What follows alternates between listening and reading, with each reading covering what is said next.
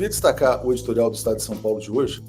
Exemplar, está dizendo o seguinte, está dizendo aqui, ó, Arthur Lira pratica uma espécie de extorsão mafiosa contra o presidente Lula e deve ser contido. Uma pergunta se impõe. O que, afinal, saciará a voracidade do Centrão, em particular do grupo chefiado pelo presidente da Câmara, Arthur Lira, por cargos e recursos públicos? Qual seria esse ponto de equilíbrio em que a mágica acontece? Isto é, o que ainda precisa ser entregue aos glutões da República para que estes se deem por atendidos em suas exigências, nem sempre inspiradas pelo melhor interesse público? São perguntas retóricas, claro. Não faz muito tempo, após longa e tediosa espera, o presidente Lula da Silva entregou 2 ministérios, Esportes e Portos e Aeroportos, para o grupo de Lira. Porém, por mais que o governo ceda às imposições do Centrão, parece sempre haver uma nova demanda a ser atendida. E se o executivo ousar não ceder no tempo e nos termos que os deputados desejam, estes cruzam os braços e simplesmente obstruem o funcionamento da casa, nada menos como ocorreu há pouquíssimos dias. E que se dane o país. Eis o ponto central dessa barafunda. Formar uma base de apoio ao governo no Congresso é um problema exclusivo de Lula. Mas isso passa a ser um problema do país inteiro quando os impasses entre executivo e legislativo levam à paralisação da agenda legislativa até que os caprichos de uns e outros sejam acolhidos. Isso é inaceitável. O país agora parece ter entrado de vez no presidencialismo do esbregue, em que o governo é chantageado à luz do dia, sem qualquer constrangimento e com um grau de agressividade típico das máfias. Isso, obviamente,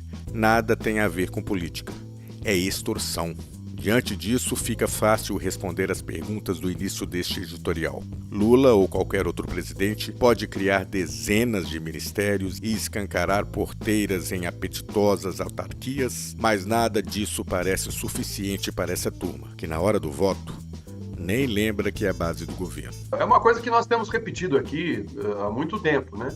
Porque o Arthur Lira é um personagem que chega à presidência da Câmara através de benesses do ex-presidente Bolsonaro, né, que abriu o cofre e entregou para o Congresso praticamente o orçamento do país, tal orçamento secreto. Eles nadaram de braçada ali, porque o Bolsonaro tinha 2 objetivos para desgastar a nossa democracia: atacar o Congresso e o Supremo. Teve sucesso rápido com o Congresso, fazendo concessões aos parlamentares que eram chefiados e liderados pelo Arthur Lira, e depois ficou constantemente atacando o Supremo, que fez a resistência devida aos ataques à nossa democracia. E o Arthur Lira e o grupo que hoje está no Congresso se habituou com essas facilidades.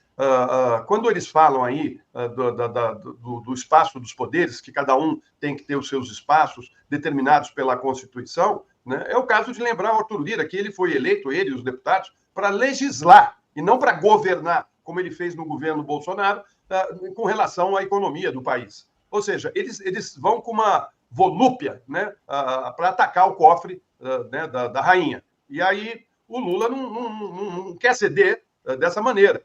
Tá certo que você tem que fazer composições para poder aprovar projetos importantes dentro do Congresso, mas tem um limite. E o Arthur Lira não tem limite. Se você pegar os últimos presidentes da Câmara, nenhum deles teve um posicionamento típico de um parlamentar republicano. Né? Não serve como exemplo para ninguém no planeta. Né? Péssimo exemplo de liderança de um Congresso tão importante. E o Arthur Lira agora ameaça, né? Eles estão ameaçando parar a Câmara Federal, quer dizer, foram eleitos para legislar e falaram assim, ó, se não der o que eu quero, nós vamos parar isso aqui. Isso aí parece coisa de botequim, Léo. Sabe, isso não é conversa de um país sério entre os poderes. Os poderes não podem conversar um com o outro dessa maneira. Isso é indigno, é indigno. Então, assim, o Lula tem razão. Fala, calma lá, meu camarada. Ele quer um dos principais bancos do país e todos os cargos, né? O que ele quer com esse banco? Por que um parlamentar tem que controlar um banco público? Essa é a questão. E falta a indignação da população. A população não pode, o povo não pode ficar de braços cruzados, tem que ir para as ruas, tem que denunciar isso. Agora eles estão querendo até limitar o Supremo Tribunal e impor ao Supremo Tribunal uma avaliação das decisões do Supremo. É uma coisa assim, que não tem limite. Né? Você vê que a extrema-direita continua operando, né, não mais no Executivo, mas dentro do Parlamento.